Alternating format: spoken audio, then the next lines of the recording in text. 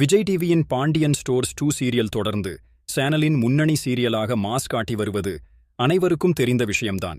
இந்த வார டிஆர்பியிலும் இந்த சீரியல் மிகப்பெரிய அளவில் ரசிகர்களை கவர்ந்துள்ளது.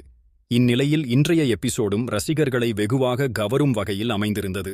இந்த சீரியலில் ராஜி ஹோம் டியூஷன் எடுத்த விவகாரத்தில் அவரது அப்பா மற்றும் சித்தப்பா பாண்டியனை கேவலமாக பேசியதை அடுத்து அவர் மீனா மற்றும் ராஜியிடம் கோபமாக இருக்கிறார்.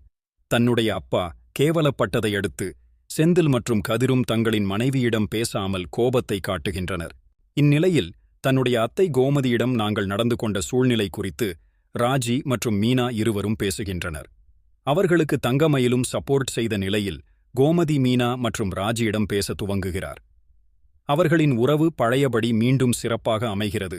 இந்நிலையில் பாண்டியன் தொடர்ந்து மீனா மற்றும் ராஜியிடம் பேசாததை பார்க்கும் மீனா அவரது கடைக்கு நேரில் சென்று அவரிடம் இது குறித்து பேசுகிறார்.